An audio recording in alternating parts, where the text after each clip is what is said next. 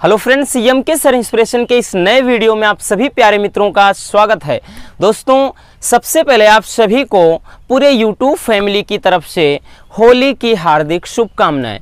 दोस्तों, ये रंगों का त्यौहार है, प्रेम का त्यौहार है, मिलन का त्यौहार है। सो आप लोग फेस्टिवल को भी सेलिब्रेट करिए और साथ ही साथ पढ़ाई भी अपनी करिए। तो आज की जो वीडियो है दोस्तों, वो आपके लिए काफ़ी इम्पोर्टेंट है, क्योंकि कुछ चीज़ें होती हैं एग्ज़ाम में जो फिक्स होती हैं कि यहाँ से इतने नंबर का आएगा।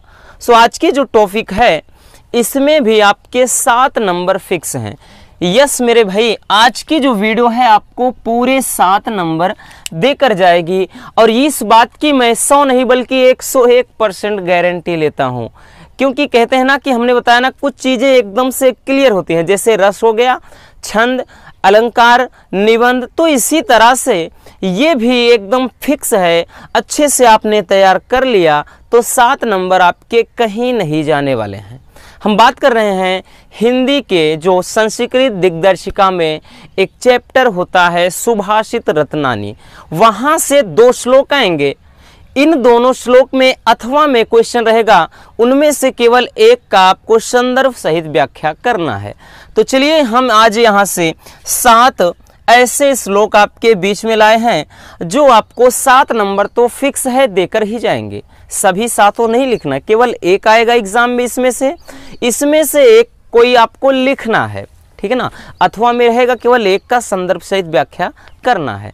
अब आप कैसे लिखेंगे, तो एक डेमो के तौर पर हमने लिख दिया है कि इस तरह से आपको संदर्भ लिखना है और व्याख्या बहुत ही सिंपल तरीके से आपको बताएंगे कि पूरा कॉन्सेप्ट आपके दिमाग में सीधा घुस जाएगा।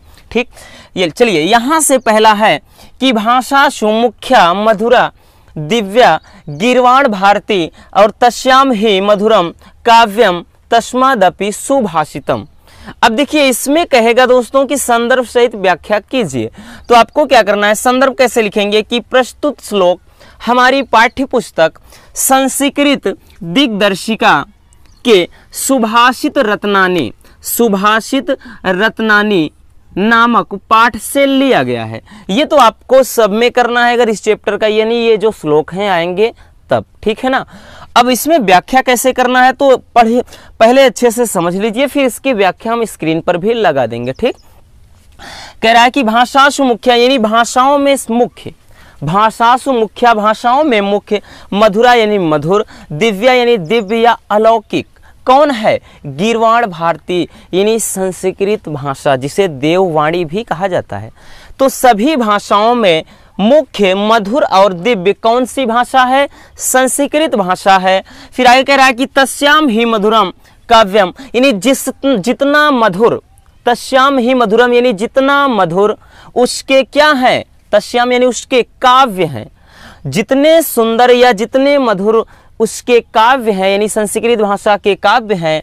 तस्मादपि सुभाषितम, उससे भी अधिक उसके सुभाषित हैं, यानी सुंदर वचन हैं। समझ में आ गया। फिर से देख लीजिए क्या लिखना है कि भाषाओं में सबसे मुख्य, मधुर और दिव्य संस्कृत भाषा है और तस्याम ही मधुरम काव्यम यानी जितना मधुर उसका काव्य है, और तस्मादपि सुभाषितम यानी उससे भी सुंदर उसके सुंदर वचन हैं, यानी जितना मधुर उसका काव्य है उससे भी मधुर उसके सुंदर वचन है या सुंदर बोल है। किसके, संस्कृत भाषा के। बस इतना आपको लिखना है, ठीक है ना। चलिए दूसरा क्या है कि सुखार्थिना कुतो विद्यार्थिना सुखम और सुखार्थी व त्यजेत विद्या विद्यार्थी व त्यजेत सुखम, ठीक है ना। दोस्तों और एक चीज़, आज जान रहे हैं होली है तो लाउड स्पीकर भी थोड़ा नॉइस प्रॉब्लम हो रहा होगा, सो कोऑपरेट करना। आज का फेस्टिवल ही ऐसा है कि चारों तरफ बस धूम मची है, ठीक है ना।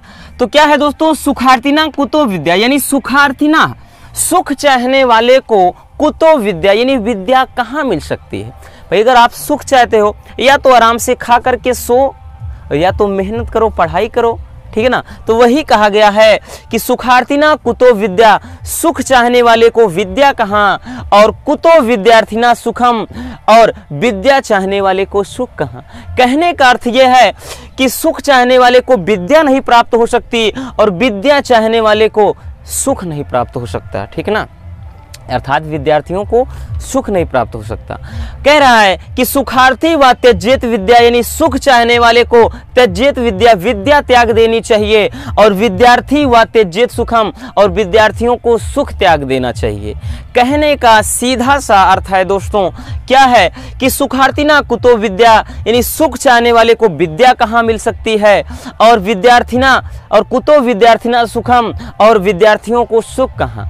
ठीक है ना, समझ में आया कि सुख चाहने वाले को विद्या नहीं मिल सकती और विद्यार्थियों को सुख नहीं मिल सकता, और इसीलिए कहा गया है कि सुखार्थी व त्यजेत विद्या, कि सुख चाहने वाले को विद्या छोड़ देनी चाहिए और विद्यार्थियों को सुख त्याग देना चाहिए। ठीक है ना। चलिए अब यहां से अगला देख लेते हैं, तीसरा, कि काव्य शास्त्र विनोदेन कालो गच्छति धीमताम, और व्यसनेन चा मूर्खाणाम निद्रया कलहेन वा। कह रहा है कि काव्य शास्त्र विनोदेन, काव्य शास्त्र, काव्य शास्त्र का विनोदेन यानी आनंद, काव्य शास्त्र के आनंद में व्यतीत होते, कालो यानी समय, गच्छति चला जाता है, धीमताम यानी बुद्धिमान लोगों का। तो जो बुद्धिमान लोग होते हैं दोस्तों, विद्वान लोग होते हैं, तो उनका कालो गच्छति यानी उनका समय बीत जाता है किसमें, काव्य शास्त्र विनोदेन यानी काव्य शास्त्र का मनोरंजन करने में। जो बुद्धिमान लोग होते हैं उनका समय काव्य शास्त्रों के अध्ययन में या काव्य शास्त्र के मनोरंजन में बीत जाता है। लेकिन क्या है दोस्तों, व्यसनेन चा मूर्खाणाम निद्रया कलहेन वा, लेकिन मूर्खाणाम जो मूर्ख व्यक्ति होते हैं उनका समय किसमें बीतता है, व्यसनेन, व्यसनेन का मतलब बुरी आदतों में, निद्रया सोने में, और कलहेन वा यानी लड़ाई झगड़े में। ठीक है ना, समझ में आ गया कि जो धीमताम यानी बुद्धिमान लोग होते हैं उनका समय काव्य शास्त्र के आनंद में बीत जाता है, लेकिन जो मूर्ख लोग होते हैं उनका समय व्यसनेन, व्यसन का मतलब क्या है, बुरी लत, बुरी आदतों में, निद्रया मतलब सोने में, कलहेन व लड़ाई झगड़े में बीत जाता है। ठीक है ना, इतना सा आपको अर्थ लिखना है। चलिए चौथा है, ये काफी इंपॉर्टेंट है, इसके बात करें दोस्तों, एक ये हो गया, ठीक ना, और एक पहला हो गया, और एक इधर चले आइए, एक ए, सबसे ज्यादा ये वाला इंपॉर्टेंट है। ठीक है ना, ठीक है ना, और साथ ही साथ ये भी, ये दोस्तों मोस्ट इंपॉर्टेंट है, सो आपको इनको अच्छे से देख लेना है। ठीक, चलिए इसमें कह रहा है कि ना चौरहार्यम और ना राजहार्यम और ना भ्रातिभाज्यम ना चा भारकारी और व्यय कृते वर्धता एवं नित्यम विद्या धनम सर्वधन प्रधानम। कह रहा है कि ना चौरहार्यम, ना तो कोई चोर चुरा सकता है, और ना राजहार्यम, और ना ही कोई राजा उसे हर सकता है, यानी ना तो कोई राजा उसे छीन सकता है। किसकी बात कर रहा है, तो इसका अर्थ नीचे है, विद्याधन। तो इसका जो अर्थ निकलेगा, इसका नीचे से अर्थ निकलेगा, तो एक लाइन का अर्थ हम नीचे से पहले निकालेंगे फिर ऊपर से। कह रहा है कि विद्या धनम सर्वधन प्रधानम, यानी विद्या रूपी जो धन है दोस्तों वो सभी धन में श्रेष्ठ है। विद्या रूपी जो धन है वो सबसे बड़ा धन है, बस इतना ध्यान देना। तो वही कह रहा है कि विद्या धनम सर्वधन प्रधानम, यानी विद्या रूपी धन सभी धनों में प्रधान है, उसे ना तो कोई चोर चुरा सकता है, ना राजहार्यम ना कोई राजा छीन सकता है, ना भ्रातिभाज्यम ना इसे भाई में आपस में बांटा जा सकता है, यानी भाई सब इसका बंटवारा भी नहीं कर सकते हैं, और ना चा भारकारी, और ना ही यह बोझ है, ना ही यह बोझ के समान है। और कह रहा है व्यय कृते वर्धता एवं नित्य, और यह हमेशा यानी नित्य का मतलब सदैव, व्यय खर्च करने से, व्यय कृते यानी खर्च करने से, वर्धता यानी क्या हो बढ़ता है। ठीक ना, समझ में आ गया। फिर से देख लीजिए कि जो विद्या रूपी धन है सभी धनों में श्रेष्ठ है, इसे ना तो कोई चोर चुरा सकता है, ना राजहार्यम ना राजा छीन सकता है, और ना ही भाई से बांट सकता है, और ना ही यह भार स्वरूप है। और कह रहा है व्यय कृते वर्धता एवं नित्य, और ये हमेशा खर्च करने पर बढ़ता ही रहता है। ठीक, क्लियर हुआ। चलिए अगला देख लेते हैं। कह रहा है कि परोक्षे कार्यहंतारम, परोक्षे का मतलब होता है दोस्तों आपके सामने, ठीक ना, परोक्षे कार्यहंत परोक्षे यानी पीठ पीछे होता है, यह प्रत्यक्ष मतलब सामने होता है। परोक्षे कार्यहंतारम यानी पीठ पीछे आपके काम को बिगाड़ने वाला, और प्रत्यक्ष प्रियवादिनम, और आपके सामने मीठा बोल बोलने वाला। ठीक है ना, क्या कह रहा है कि परोक्षे कार्यहंतारम, पीठ पीछे आपके काम को बिगाड़ने वाला, और प्रत्यक्ष प्रियवादिनम, सामने मीठा बोल बोलने वाले व्यक्ति को कह रहा है कि वर्जते तादृशम मित्रम, यानी ऐसे मित्र को इस प्रकार से छोड़ देना चाहिए कि विष कुंभम पयो मुखम, जिस प्रकार मुख पर विष लगे और मुख पर दूध लगे और विष से भरे घड़े को छोड़ दिया जाता है। पहले इसको अच्छे से समझ लेना।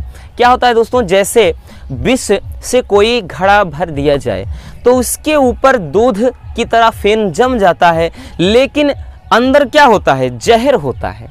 तो देखने में तो सुंदर लगेगा कि पूरा का पूरा घड़ा क्या है, दूध से भरा है, लेकिन अंदर तो कुछ और है ना, जहर है।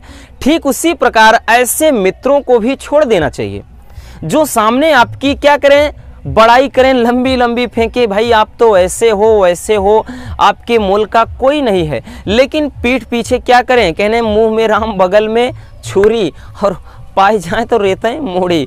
तो वही काम होता है दोस्तों।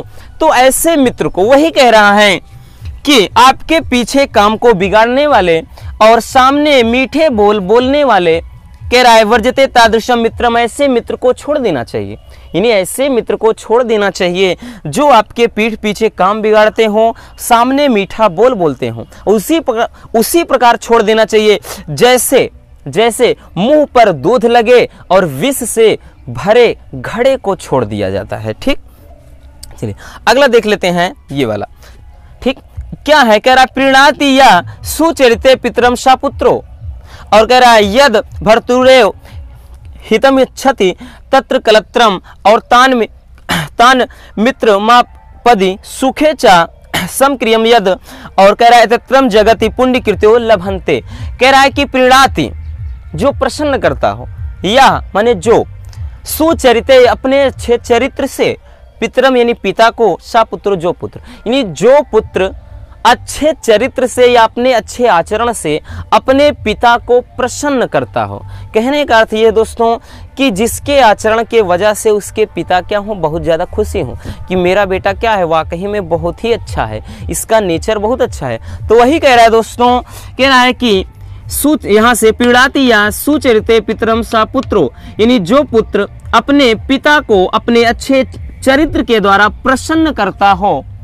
और कह रहा है यद भर्तुरेव, और जो ध्यान देना, यद भर्तुरेव हितमच्छति तत्र कलत्रम, और जो यहाँ से ध्यान देना, और जो स्त्री या जो महिला सदैव, हित का मतलब क्या है, हित चाहना, और भर्तुरेव, देखो भरतार माने होता है पति, ठीक है ना, ये अवधी भाषा में क्या है, ब्रज भाषा में भरतार का मतलब होता है पति देव। तो वही कह रहा है कि जो पत्नी सदैव अपने पति का हित चाहती हो, ठीक, यानी जो पुत्र सदैव अपने अच्छे आचरण से अपने पिता को प्रसन्न करे, और जो पत्नी सदैव अपने पति का हित चाहती हो। और कह रहा है कि तान मित्र मापदि सुखे चा समक्रियम यद, और जो कह रहा है कि और जो मित्र, यानी जो मित्र यहाँ से समक्रियम यानी एक समान हो सुख दुख में, और जो मित्र सुख दुख में सदैव एक जैसा हो। और एतत्रम जगति पुण्य कृत्यो लभन्ते, यानी ये जो तीनों व्यक्ति होते हैं इस संसार में बड़े पुण्य करने वाले लोगों को ही मिलते हैं। अच्छे से समझ लीजिए, आप अच्छे से लिख लेंगे। आपको लग रहा होगा बहुत ही कठिन है, कुछ भी नहीं है। 3 पर्सन की बात किया गया है इसमें। कौन कौन से? कह रहा है कि जो पुत्र अपने अच्छे आचरण से पिता को प्रसन्न कर दे, और जो पत्नी सदैव अपने पति का हित चाहती हो, और जो मित्र सुख दुख में हमेशा एक जैसा हो, यानी सुख दुख में आपका साथ दे और एक जैसा हो। और कह रहा है तत्रम जगति, यानी ये जो तीनों व्यक्ति होते हैं इस संसार में बड़े ही पुण्य करने वाले लोगों को मिलते हैं। अगर आपने बहुत ही पुण्य किया है तो आपको ऐसी पत्नी मिलेगी, आपको ऐसा पुत्र मिलेगा, आपको ऐसे दोस्त मिलेंगे। क्लियर हुआ? चलिए अगला देख लेते हैं दोस्तों। यहां से 7वां, ये भी काफी इंपॉर्टेंट है। कह रहा है कि निंदन्तु नीति निपुणा यदि वा स्तुवन्तु। कह रहा है कि निंदन्तु नीति निपुणा, निंदन्तु का मतलब निंदा की जाए, ठीक है ना, निंदा की जाए यानी बुराई, और नीति निपुणा यानी नीति में निपुण, नीति में लीन, यदि वा स्तुवन्तु या उनकी स्तुति की जाए, ठीक है ना। नीति में निपुण लोगों की या तो क्या किया जाए, उनकी निंदा की जाए या तो उनकी स्तुति की जाए। कहने का अर्थ चाहे उनकी बुराई की जाए चाहे उनकी बड़ाई की जाए, ठीक, चाहे आप उनकी निंदा करें या उनकी बड़ाई करें। आगे कह रहा है लक्ष्मी समाविशतु, लक्ष्मी आए, और कह रहा है समाविशतु, लक्ष्मी समाविशतु यानी लक्ष्मी क्या हो जाए, समावेशित हो यानी आए, और गच्छतु वा यथेष्टम या अपनी इच्छा अनुसार चली जाए। लक्ष्मी आए या अपनी इच्छा अनुसार चली जाए, और अद्यौ वा मरणमस्तु, चाहे उनकी मृत्यु आज ही हो जाए, अद्यौ माने आज ही, ठीक है ना, मरणमस्तु यानी मृत्यु हो जाए, और युगांतरे वा चाहे युगों के बाद हो। कह रहा है कि न्यायात पथा प्रविचलंती पदम ना धीरा, लेकिन न्याय, लेकिन कह रहा है कि न्यायात पथा प्रविचलंती पदम ना धीरा, लेकिन जो धैर्यवान व्यक्ति होते हैं वो न्याय के पथ से, न्यायात पथा यानी न्याय के पथ से जरा सा भी यानी पद भर भी वो प्रविचलंत यानी विचलित नहीं होते हैं, ठीक है ना। अच्छे से समझ में आ गया, देख लीजिए फिर से एक बार। कह रहा है निंदन्तु नीति निपुणा, नीति में निपुण लोगों की चाहे तो निंदा की जाए या फिर उनकी स्तुति यानी उनकी क्या है, बड़ाई की जाए। कह रहा है लक्ष्मी समाविशतु, उनके लिए लक्ष्मी चाहे तो आए, लक्ष्मी आए या गच्छतु वा यथेष्टम या फिर अपनी इच्छा अनुसार चली जाए, ठीक। अद्यौ वा मरणस्तु, कह रहा है चाहे उनकी मृत्यु आज ही हो जाए, और कह रहा है कि युगांतरे वा या फिर युगों के बाद हो, उन्हें कोई फर्क नहीं पड़ता भाई, उनकी चाहे आप निंदा करो चाहे उनकी स्तुति करो, चाहे लक्ष्मी चली आए या अपनी इच्छानुसार चली जाएं, चाहे उनकी मृत्यु आज ही हो जाए या फिर युगों के बाद हो, उन्हें कोई फर्क नहीं पड़ता है। वही कह रहा है कि न्यायात पथा प्रविचलंती पदम ना धीरा, ऐसे जो व्यक्ति होते हैं यानी ऐसे धैर्यवान जो होते हैं वो न्याय के पथ से जरा सा भी विचलित नहीं होते हैं। बस इतना सा अर्थ था। तो आई होप कि ये क्लास आपके लिए काफ़ी ज़्यादा इन्फॉर्मेटिव रही होगी। तो दोस्तों बस आज के वीडियो में इतना ही। अगर वीडियो पसंद आई है तो प्यार से एक लाइक कर देना, और चैनल पर पहली बार बन रहे हैं तो हमारे चैनल को सब्सक्राइब कर लीजिए। मिलते हैं इसके नेक्स्ट शानदार टॉपिक के साथ। Love you.